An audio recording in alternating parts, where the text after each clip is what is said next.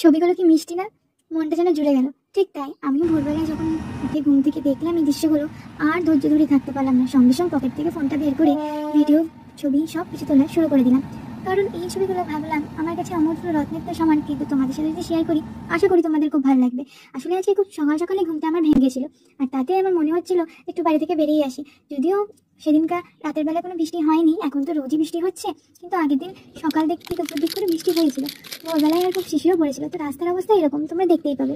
তবে বেরোনোর আগে আমি একটু ফ্রেশ হয়ে জানলার সামনে দাঁড়িয়ে এই ছবিগুলো একটু তুলে তারপরে বেরিয়েছিলাম। এসে পরে এই যে দেখছো এই খাবারটা, আমি নিজেও জানি না এটার নাম কি। মন থেকেই টক দই, কেক, ঘরে বানানো একটু জামের আসলে পাল্প বলতে পারো, কিশমিশ দিয়ে বানিয়েছিলাম ঘরে। আসলে দইটাকে একটু ছেঁকে নিয়েছিলাম, জলটা একদমই রাখিনি, দিয়ে খুব ফ্রিজ করেছিলাম পুরো সারা রাত বলতে পারো। ব্রেকফাস্ট খেতে খেতে উঠে ঘন্টা নিয়ে বৃষ্টি হচ্ছে বাইরে। আর এই বৃষ্টিকে কেন দেখতেও ছোটবেলা থেকেই খুব ভালো লাগে। ঠান্ডা ভালো লাগে বলো, সে ভেজা গন্ধ,